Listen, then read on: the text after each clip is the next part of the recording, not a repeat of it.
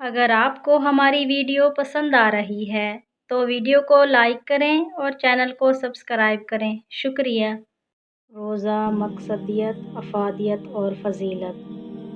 روزہ اسلام کا تیسرا اہم رکن ہے جو مسلمان کو مجاہدہ و ریاضت کی بھٹی میں سے گزار کر کندن بنائے جانے کی طرف ایک اہم قدم ہے۔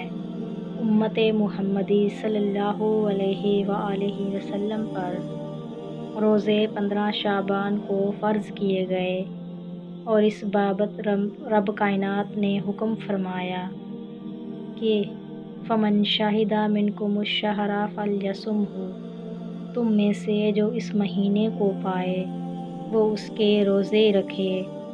ماہ رمضان کو تمام مہینوں پر فضیلت حاصل ہے کیونکہ یہی وہ برکتوں اور رحمتوں والا مہینہ ہے جس میں اللہ رب العزت نے اپنے محبوب کریم صلی اللہ علیہ وآلہ وسلم کے سینہ مبارک پر قرآن نازل فرمایا۔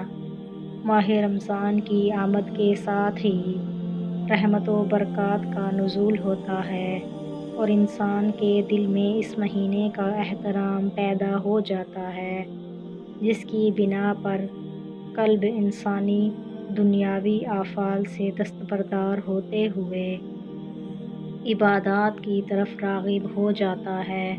اس ماہ مبارک میں برائی کے دروازے بند کر دیے جاتے ہیں، شیاطین کو زنجیروں میں جکڑ دیا جاتا ہے، دوزخ کے دروازے بند اور جنت کے دروازے کھول دیے جاتے ہیں اور قبروں سے عذاب کو موقوف کر دیا جاتا ہے۔